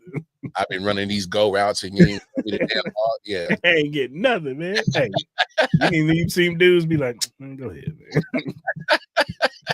man. Get on there, man. He ain't throwing me about. And when you see a quarterback, I never seen that. Never. We pay for the overnight, Negro. Or the express. But I've never seen the tap of a helmet for the quarterback, and the moment that happened, it's like, wait, we supposed to put our franchise on this dude? Yeah, but at the same time, look, I ain't trying to kill the young man. Look, he made a mistake. He did, and he owned up to it, and he got benched for it. And he had to learn his lesson. So I ain't gonna condemn him for his whole career. Like, I don't want that one thing. And just like how Cam Newton's not falling on the football, even though it was 4th and 20, falling on the football in the Super Bowl. I get it's the Super Bowl. It was been 4th and 20. It's not like it was 3rd and 1. That's crazy. But they define Cam Newton by that, even though my man had we don't talk about the other stuff in his career. Yeah. We don't talk about how he never really had number one wide receiver. He had Greg Olsen. Yeah. Had a good running game. Yes. He was the running game really practically the whole time. A big part of it, definitely. Because he was running over everybody. So we ain't never seen nothing like Cam Newton. You know what I'm saying? The next thing we've seen is Josh Allen. You know what I'm saying? So as far as Anthony Richardson goes, like I said, he said all the right stuff that he needed to say. He wasn't over there moping or, man, that's their decision. I feel like I should be starting. Like, he didn't do that. You know what I'm saying? To undercut what they got to say. He stayed a team player. You could tell that he's a good kid, you know what I'm saying? And, I think that last year he's learned a lot. And I think he's probably strong enough to handle this, you know what I'm saying? Whether he be with the Colts or with another organization. Maybe he needs another change of scenery somewhere else. Maybe another coach can get the best out of him. You know what I'm saying? So we'll see. We'll see. I hope the young man. I hope this isn't the end of the Anthony Richardson story in the NFL. I really hope. No, I don't think it is, because I just think the upside of him is just too high to give up on the first try. It'll be like you said. Obviously, he has to handle the accuracy and the durability. That's something he's going to have to try to get a handle on. But coaching matters. So maybe just him and Shane just ain't jiving. Maybe. Everybody. I think people thought Shane Steichen, because he did such a wonderful job for Jalen Hurts' career. Yeah, and, I think him and Jalen Hurts are two different type of quarterbacks. I don't think he's an Anthony Richardson. They have similar qualities, but I think Jalen Hurts is a little bit different. You know what I'm saying? I don't think he has the arm talent that Anthony Richardson. Like Anthony Richardson could throw it, from the 7, from the 5 to the other end of the 5. You know what I'm saying? Like, he might clear the whole field if he really maybe. Like if we talking about arm strength, he's up there. Yeah, he's up there with Pat and Josh and Joe Milton. Joe Milton's stupid with it. So he's up there with those guys. So like I said, you might be right. Maybe he needs to go to another coach that could probably bring those traits up out of him. It's gonna be interesting to see where he can go next. I don't know. You know what I'm saying? Somebody who needs a quarterback, or he might need to sit by another different veteran. Maybe next year he goes to the Eagles and sits behind Jalen Hurts. You know what I'm saying? Something like that can help it. Maybe that helps his career out a little bit. You know what I'm saying? You learn from somebody like Jalen Hurts, pick up some of his, off the field regiments and routines that he does to get ready for the season. So good point. We'll see, man. Like I said, I wish the best for the kid. Another team that's dealing with a quarterback controversy. Name their quarterback. The Cleveland Browns had 4 quarterbacks over there. We saw last week Shedeur Sanders started. He had a really good outing. Dylan Gabriel, he played Saturday. He had a solid outing. You know what I'm saying? Outside the pick 6 and the fumble, he still played pretty well. I think we all knew that Joe Flacco was going to be a starter. He hasn't played in the preseason, and I think they just kept him out because Joe Flacco doesn't need no preseason. He's damn near 40 years old. My man, he needs all the rest he can get. You don't need to get him beat up. Yeah. So, yeah. So, they named Joe Flacco. The starter is going to be interesting to see who they name as the backup. Is it going to be Shedeur? Is it going to be Dylan Gabriel? I think the jury is out. I think that the narratives are going to be spun. My man Dan Orlovsky's out here talking about Dylan Gabriel was more impressive than Shedeur Sanders. He's bugging. You know how I feel about Dan Orlovsky and his takes lately, but that's neither here nor there. Shut up, Dan. Somebody take this mic, bro. Yeah, I'm starting to think that they're going to start pushing for Dylan Gabriel to be the backup. So I'm hoping that they ship Shedeur somewhere else that want him. That's going to do right by my man. So, yeah, man, it's we all know how this story's going to go. Joe Flacco is going to start out the season, and by week 5, he's going to be terrible. The Browns are going to be trash. And Stefanski is going to have to make a decision. Who's going to start? Shedeur or Dylan Gabriel? We're going to have a healthy competition, and we're going to make our decision the day of the game. That's what they're going to do. And they're going to pick Dylan Gabriel. Watch. And then my man is going to get set up for failure. Oh, also, Dylan Gabriel, my man. I said this on my other pod, but hey, dog, we know you was talking about Shedeur when you said those comments, brother. I don't want to hear nothing about no media. You was talking about Shedeur, man. Talking about it's entertainers and competitors, and I'm a competitor. Man, you had to say that, bro. Hey. You could have just said, man, I'm out here trying to just, do my best, do the best, be the best I can be, and, play my game. That's all you had to say. Yeah, because you got to take shots. Why you got to take shots, bro? Because didn't that sound oddly familiar to when Colorado Dan Lanning, yeah. Shout out to Dan Lanning. He's a Kansas City boy. But Dan Lanning, yeah. Sounded real familiar. Yeah. You know, we handle it on the football field. This ain't Hollywood. yeah. And look, y'all, Oregon, y'all smack Colorado. Y'all supposed to. You got 5-star recruits all on the damn field. On both sides of the ball. Yeah. You supposed to smack Colorado. Yeah.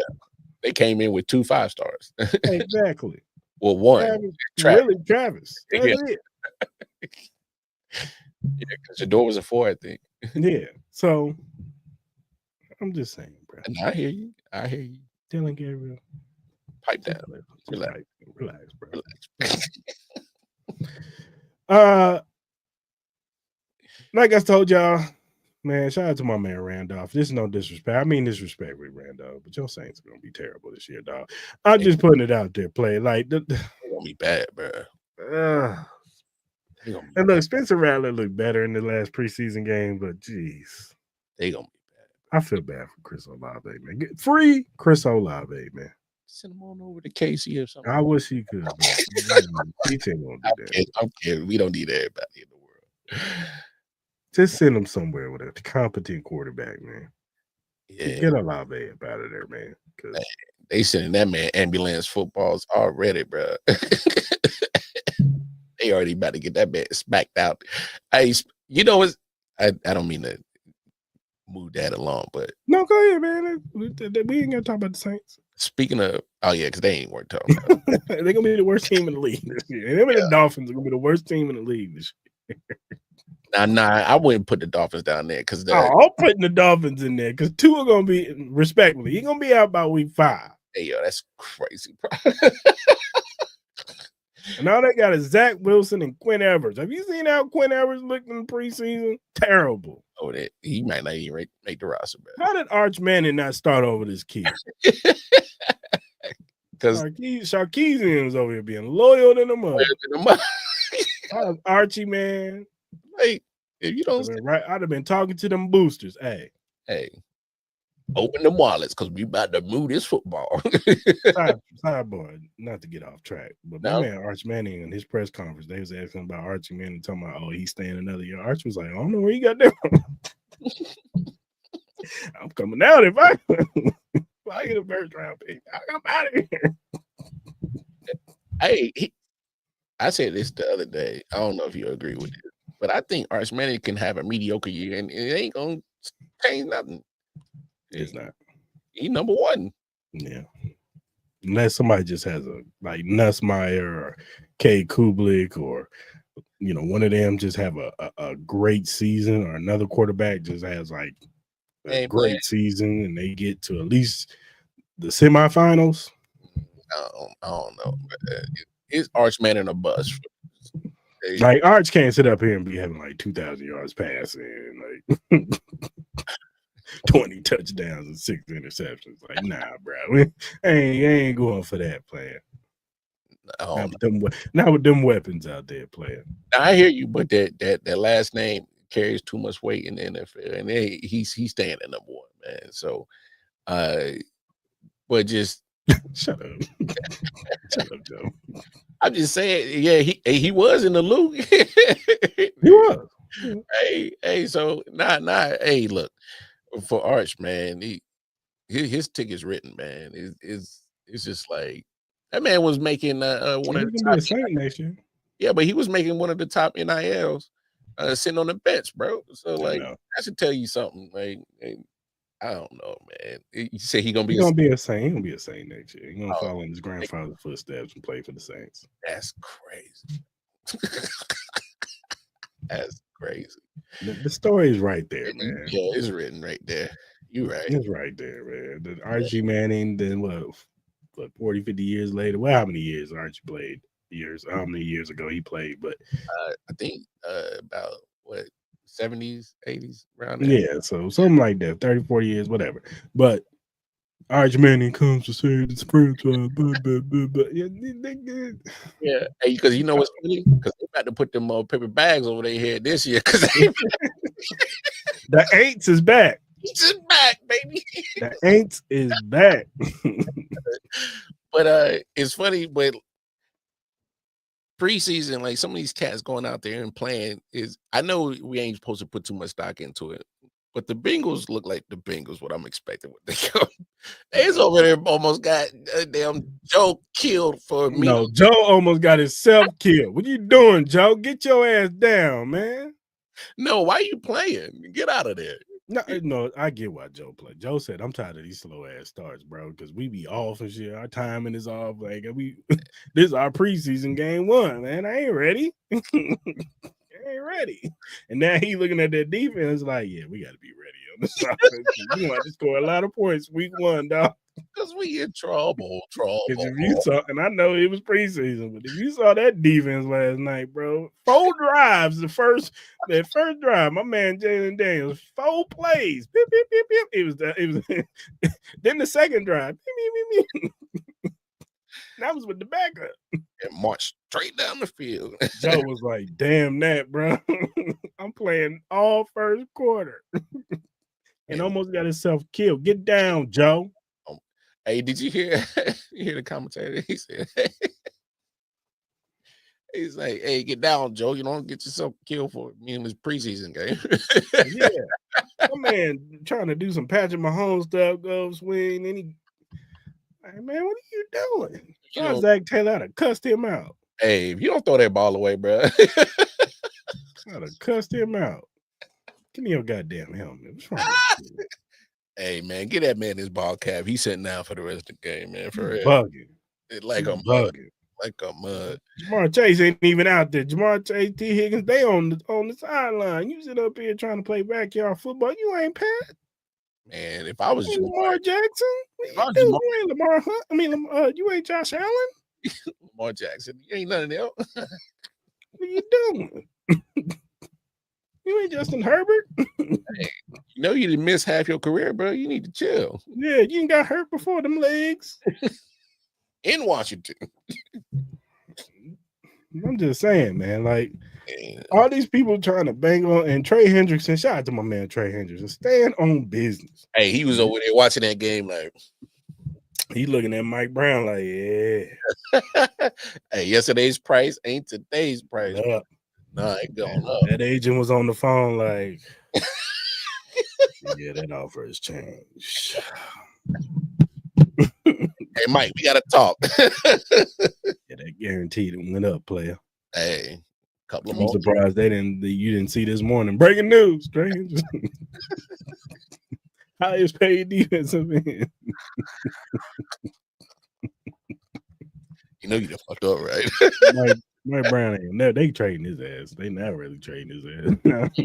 but I'm saying they gonna get a King's ransom back for trade. But my thing is this. Let me ask you a question. Now Joe Burrow, and correct me if I'm wrong. Mm-hmm. Now, Joe Burrow was banging the table. Bring back Jamar Chase. Bring back T. Higgins. Why ain't seen him bang the table for Trey Henderson? I know. I've had this conversation with homies. I'm like, why Joe so quiet? Like, why isn't like, hey man, we need you saw how that defense looked last year. We need him. And we had him last year and it was still bad. Yeah. What you think it's gonna look like without him? Without him. They better hope Shamar Stewart turns to Chris Jones or Jalen Carter. You better hope and pray that boy turns to Chris Jones, Jalen Carter next to Lawrence. Hey, and he was holding out. Forever. You better hope, because it ain't looking good. Y'all gonna have to score 35 a game. Ain't no way they getting back to 9 wins looking like that, bro. They might be. No, they ain't gonna be worse than Cleveland, but they might be bad. They might be bad. Joe Burrow might throw for 5,000 yards and have 6 wins this year, 5 wins. Hey, if he get that squad to the playoffs, get that man the MVP. Oh yeah, if he gets to the playoffs, they're handing him the MVP. He could be one and done. Hey, he go bounced in the wild card, get smoked. They still giving him the MVP. He gonna go for 5,800. They definitely giving him the MVP. So yeah, they're looking bad. I gotta show love to Jackson Dart, man. My man Jackson Dart is balling right now in preseason, dog. They might move Jameis because of that. No, they said they're not moving. Mm. They said they're not moving. Yeah, until somebody make the right offer. True, but they said they have no intentions of moving Jameis Winston. They like them speeches, man. Some speeches. Yeah, the speeches don't mean a damn thing until somebody offer a good. If they offer a fourth, Eating W's, man. Okay, but you tell me a team don't offer a fourth for Jameis and you don't get that up? Of course. Yeah. A fourth one. First of all, who is giving up a fourth round pick with James? I'm just saying. You better not. If somebody's real desperate for a quarterback, then somebody must have got hurt. Well, that's what I'm saying. That could be a possibility. That's the only reason. But we'll see. We'll see. The Eagles are making deals. They got John Mechie III. Hey, y'all, stop trading with the damn Eagles, man. I actually like that move for Mechie. I hate that. I do too. Really? So I said, stop making moves with the Eagles. They don't need now. How many damn receivers y'all need? But what y'all do with Patrick? How much help y'all need? I'm surprised Houston moved them though. Because they weren't using them. Even when Tank Dell got hurt, he barely got the ball. I don't know, bro. I think if he would have gave him some reps, he would have helped CJ out big time. That's just me. All right, Joe. But yeah, they not using them. Tank Dell went down, they still didn't use them. That's a nice. And then now they got those two rookies from Iowa State, Jalen Knowles and Jaden. Well, I forgot the other dude's name. Oh yeah, that makes sense. They got both of those receivers from Iowa State. Mm-hmm. So that was gonna be a top three, them and Nico Collins. Yeah. With Dalton Schultz. But I like that. That's a nice third option for Philly, though. That's why I really like that. It is. One, he played with Devontae, yeah. With Devontae Smith. And Jalen. If I'm correct. Did he play with him? I think he there? Was he there? I think he played with Tua. I know he played with Tua. No, he played with Bryce Young. Okay. Yeah, he played with Bryce Young because he was there when Devontae won the Heisman. Yeah. So, but yeah, man. Once again, people are trading with the Eagles, and I don't understand it. Yeah, Philly keep grabbing all them SEC players. Hey, if you Alabama or Georgia, just get ready to pack your bags to Philly. Man, get ready. Get ready to say words like drawn and them Johns over there.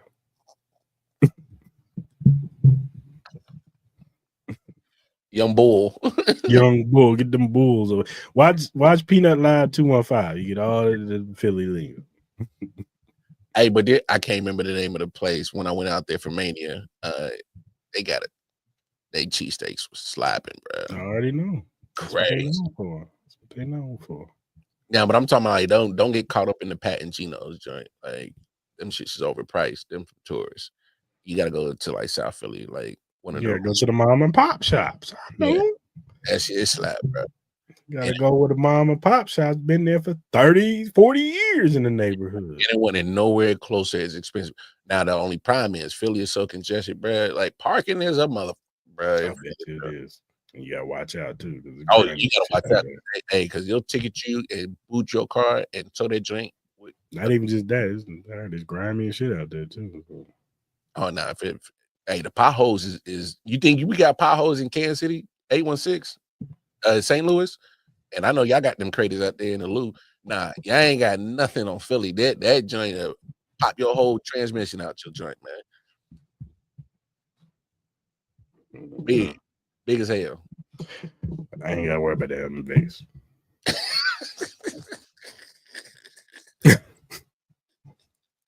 Yeah, I ain't gonna talk about the state of Missouri. Yeah, they be fault. Don't want to be putting. No, don't get it twisted. I think every city deals with the construction that's been there for about 2 years. I'm still working on this road. Damn. What y'all doing? Slow as hell. All right, man. Let's talk about the preseason game. So the starters are starting this week. You're gonna get to see all of them out there. And I just saw a clip with Ben Johnson. He was on Kay Adams in the morning. He said that the starters are playing for Chicago, so we will see Caleb Williams on the field in Arrowhead. And they looked pretty good last week. Luther Burden, he will be returning. Shout out to Luther. He's looking good out there. Wish he was a Chief, but that's neither here nor there. Yeah. Hey, Joshua Simmons, I'm not gonna complain. Yep. won't be worth complaining. Hey man, because I was banging the drum. Go get Luther, he's right there. And I'm like, Joshua Simmons. I said, the mom with the knee. And then Joshua proceeded to shut me up. And I'm like, I'm cool.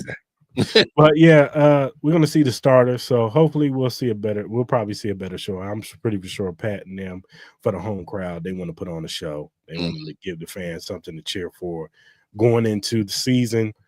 So I expect them to go out there, try to light the score up, at least in the first quarter or the couple series that they're out there, get in the end zone, get the crowd hyped up, and then get off the field. You know what I'm saying? And I expect Chris Jones and them to try to get that defense revved up. They looked bad last week with the backup, so I'm pretty sure you're going to see Nick Bolton and Drew Tranquil, Leo Chenal, and the whole cast and crew. Chris Jones will probably try to get a sack or something like that on Caleb Williams. And yeah, man, it should be cool, but we all know what we want out of these preseason games. No injuries, please. None. No injuries. None. Yeah. Please. Yep. Because after that, you got a 2-week bye. A 1 week bye, pretty much. You got 2 weeks off, I should say, before you got the opening game in Brazil. So, yeah, stay healthy because that didn't happen last week at all. That game healthy.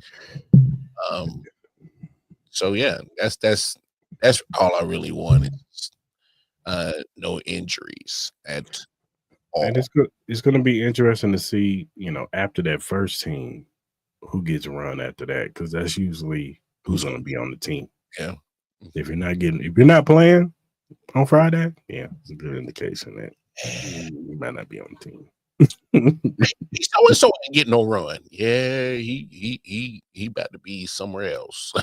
So, I'm gonna be looking at Nico Remilio and see if he's gonna be doing. I think with Jalen Rose being hurt, that's gonna secure him and getting his kickoff return and punt return back. But it'd be interesting to see what they do. They put somebody else there, or if they just go back to Nico Remilio. I'm sure Dave Tope is banging the table for his guys. So, and it's not like Nico is bad. He did the kickoff. He almost ran one back himself. So, yeah, it's gonna be interesting to see after the starters get off who gets burned, who gets run, who they trying to get ready for the regular season, because that's pretty much who's gonna be your guys on the field. How many over on this guy more snaps? What's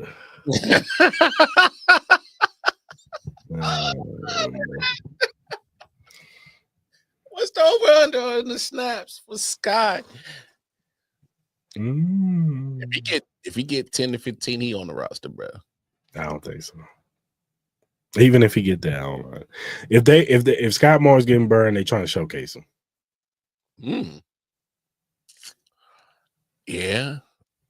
If Sky Moore gets burned, they're trying to showcase him to the other 31 other teams. Yeah, go ahead. Other NFL teams fall for that. Especially if he's out there for like punt and kickoff return, they're definitely trying to showcase him. Run another one back. He run another one back. A team is going to be like, may not be good at receiver. Put him on special team. How about a 5th rounder for getting sold? I'd be surprised we get that. No, I'm just saying, 7th round swap. I'm just saying, if you say 5 sold, you don't even let him finish nothing. Sold. Wait, man, I just said 7th round. I don't care. 2028 7. Okay, take it. Hey, we'll take it. Hey, in 5th round, and just get us a slab of Gates back, man. We'll take it, dog. So yeah, it's going to be interesting to see. who gets burned, who doesn't get burned, and getting ready for pretty much the regular season because this is a different this is different territory for the Chiefs traveling to a different country for their first game. So they've traveled, of course, in different countries. They did Germany a couple of years ago, but this is the first time the opening game, you know what I'm saying, that they're traveling to a different city. So it's going to be something different for everybody. You know what I'm saying? So it's going to be interesting to see how they prepare. When do they fly out to Brazil? Do they wait? Do they just wait till the days or they get that out there early so they can kind of get, whatever? I know when they went to Germany, I think they waited until it got a little closer to the game, and then they flew out there because I guess they didn't want, you don't want to get out there and get too comfortable, especially in Brazil. No.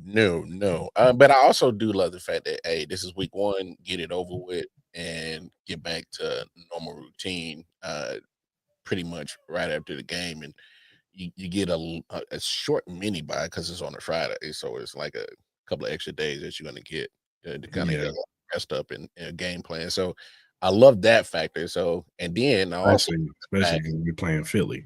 Yes, especially because you're playing and they only get one more, I guess, if you wanted to count it, one more extra day on the Chiefs. But I also love the fact that it doesn't count as a home game and it counts as an away game. So yeah, they didn't give up a home game for this joint like they did when they had to go. Which makes sense because we all know the Chargers struggle to put fans in their stadium because it's really not their stadium; it's the Rams stadium. So, well, when they played the Chiefs, it's our stadium. So, I mean, that too, but I'm just saying, like when that's Arrowhead, it's anybody's. Like whatever team they're playing, their fans show up. So no, you're right. It's never. It's. I guess that home field advantage doesn't even matter for them when they play. So that's why I still think that lady is a plant. I don't care what you say. That little Asian lady they was broadcast. We ain't never seen that lady a day in our lives being. They always show us our super fans. They know we got super fans. We had a man, Case. What's his name? The Wolf dude that got arrested. We had him. We had X Factor. They banned him because he was doing some crazy weird stuff. But but got my girl Tammy, you know what I'm saying? She's a super fan. We know our super fans and go all around the league. Jets had Fireman Fred for years. You know who it is. The Raiders had to do with the shoulder pads and the makeup. He was a fan for years. I ain't never seen that lady. Where she come from? Then all of a sudden she's on Monday Night Football going crazy. And who is this lady? Says she a player. Chargers fan from where? We ain't never seen this lady a day in our lives. I don't believe it. She's been Chargers fan for years. No, she has not. Like, like, all right. How much y'all pay this woman? Like, yeah, I need to see that check. I'm gonna do something to get the check too. I'm just stupid too. Yeah. I know some Charger fans. She ain't one of them. I don't care what anybody say. It's a conspiracy. So Allegiant Stadium is Arrowhead West, and I think what we call that Arrowhead LA. Is that Arrowhead LA? And then you know what's crazy? I love that beautiful Arrowhead North that they building up in New York, bro. It's beautiful. Are you talking about in Buffalo? Oh, it's beautiful, bro. It's beautiful. It's our home away from home in January, and it is beautiful up there. And man, they are making it. They are holding nothing back. We got a lot of Airbnbs in the NFL. Man, it is beautiful, dog. Hey, man, I love what y'all doing up there in upstate New York, making our home away from home in January. It's just immaculate, beautiful. It looks good, man. I can't wait to just, kick our feet up and, smack y'all old ladies on the backside and tell y'all to get out. We play Buffalo at home this year, right? No, I think it's Buffalo. Oh, it was at home. Either way, I mean, you know what the same routine is. They can have that one. I kind of want to win, though. Nah, I ain't even stressing. They can have it. I ain't stressing, but just like, I Just be sick of that shit, man. Now I get what you're saying, but I don't want to mess up the order of how the scenario goes every time that situation happens, because we see them every year, right? Because first place schedule, and so my thing is let's just go ahead and make them feel good about themselves. They can empty the clip, and then they ain't gonna have nothing. Yeah, it's at Buffalo. You're right. Yeah, they ain't gonna have nothing for us in January when we come back up to, now it's about to be a relic, Arrowhead North, until we get to that new Arrowhead North. So yeah, y'all just keep making that thing look good for us, man. That's all. Good job, Buffalo. Man, we got a lot of primetime games, man. Well, come on, man. Hey, 325, 7:30, 325, 7:15. Yeah. 7:20. Yeah. We got 12 p.m. against the Raiders. 7:15, 325, 325, 12. And then the Indianapolis game that we're gonna lose 12 p.m. What? You know how we do against Indianapolis, dog. They just got voodoo over there, man. They got a curse over there, man. Then we play Thanksgiving Dallas. Dallas. And we got Houston at 7:20. And we got the Chargers again. Okay, so we'll have two back-to-back noon games. Chargers in Tennessee. And then we play Denver on Christmas. And then that Las Vegas game last, which probably won't matter. NFL know how to get that money. I'm mad about that. NFL know how to get that money. You know what's money right now. It ain't no different from any type of sports entertainment. We the Roman Reigns right now. All right. What my man Roman Reigns said last night. I'm tripping about them shoes, man. Y'all, you be trying to get shoes. I get championships. What? Roman? Yeah. You get these bars from, man. He like that. Put you in the hip hop war cipher. Him and Chris Jones was hanging out together, man. I see. Yeah. That's Stone Cold Jones, you know?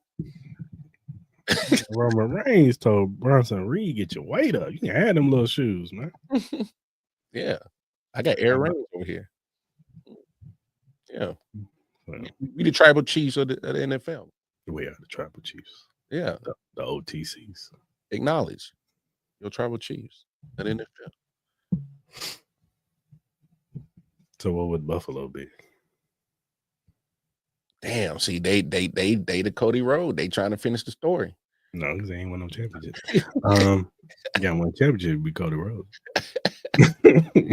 Yeah, but he got his first championship. They ain't getting that. Nah, we ain't gonna let that happen yet. Buffalo, Sami Zayn. No, I'm just playing. I'm just playing Buffalo. I'm just playing. They ain't even main event Jey Uso. They won the championship.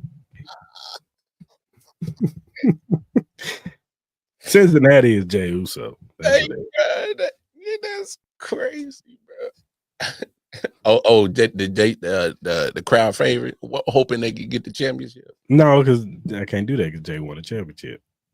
Maybe it's the Eagles. Maybe the Eagles are Jay. I'm sorry if y'all don't watch wrestling. They blind people that don't watch wrestling. They like, what they talking about, bro? It's our podcast. We talk about whatever we want. You don't like, hey, you crazy. We talking wrestling right now. Get over it. Hey, you gotta chill, man. Get over yourselves.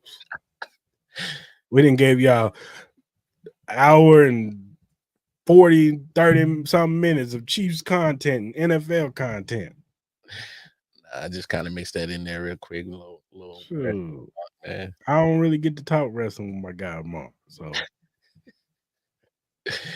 yeah, it's crazy. They like, man, they talking about, bro.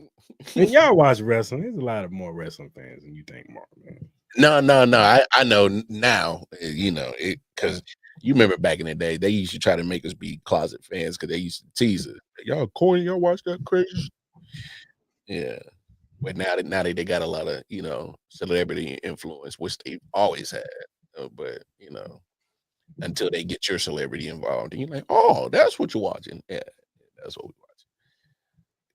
That's why they do stuff with Logan Paul and all that stuff. So, but yeah. Logan Paul. Hey, but he's solid though in the ring, though. He's solid. is. I can't hate. I be just hating, man. Hey, that's crazy, dog. Don't do that, I'm bro. just hating, man.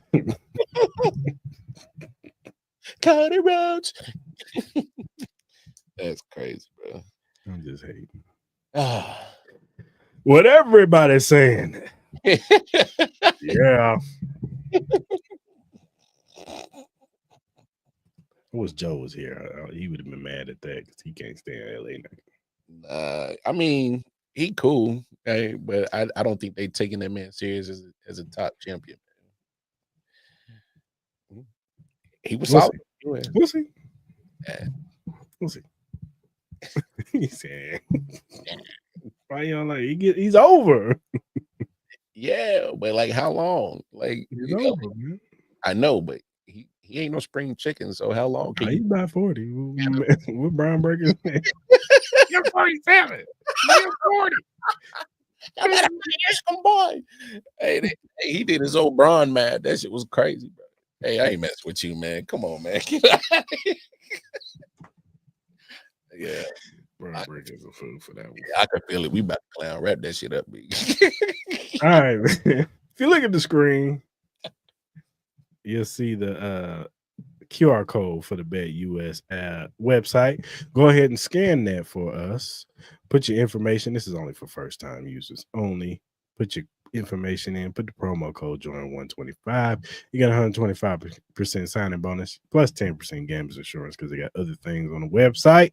It means 3 risk-free bets on $100 up to $5,000 on your first 3 deposits. So if you bet $100, if Mar bets $100 on his first 3 deposits and he loses all 3 of those bets, guess what, Mar? I get my money back. You keep your money. That's what I'm talking about. You don't even lose it. So you can win some money, or on your first 3 deposits, if you put that promo code in, you can keep your money. You can still walk out there with money in your pocket. Yeah. So go ahead and scan that QR code. Tell them Arrowhead Chief Podcast sent you. Yeah. Save an ass whooping from your wife. Get your money back.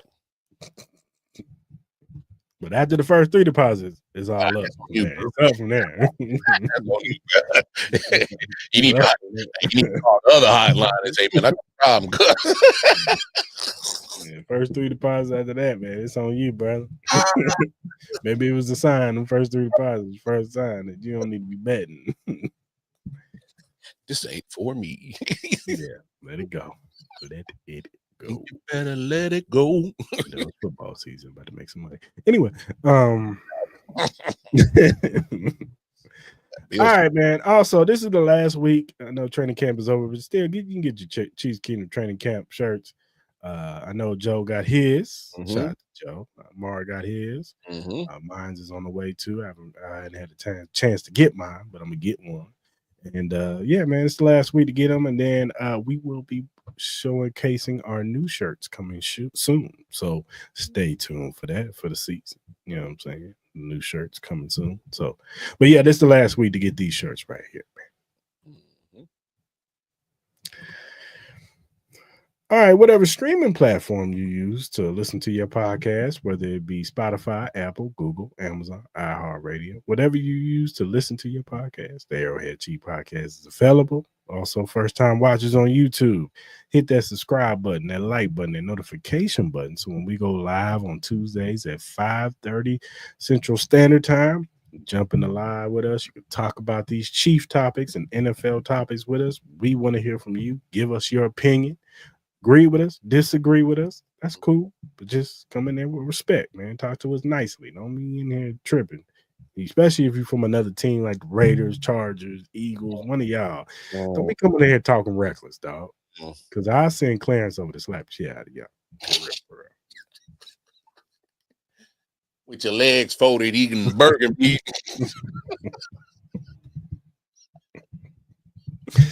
No, but for real, I'm playing with y'all. We don't promote violence. So, no, but for real. But no, seriously, we do want to hear from you guys. And if you're listening on the playback, leave a comment in the comment section, man. Tell us what you feel about these topics too. And whatever streaming platform you actually social media platform you use, whether it be X, Instagram, TikTok, Threads, Facebook, Twitch, even I think we're on Kick, but whatever social media platform you use. If you want to follow us. We'll follow you back because we're not Hollywood over here. Joe, shout out to Joe, man. He knows what's up. I know you dropped before you left. We Hollywood, baby. But yeah, go ahead and follow us, man. We just some regular Chief fans, just like y'all, man. Follow us at Chief Podcast. And yeah, man, we'll follow you back. And if you have critiques, feedback, if you have a topic or question that's Chiefs related or NFL related, and we like said topic or question, we will bring it up on the show. We will shout you out because we want to show love to those who show love to us. So go ahead and hit us up via DM, email, or our mentions. All right. All right, Chiefs Kingdom. Until next Tuesday, we will be talking about what we saw in this game on Friday and whatever other Chief and NFL topics come up, because I'm sure there will be an array of them. We'll be getting ready for the regular season where regular football will finally be played. Yes, sir. So, until then, we out. How about those Chiefs?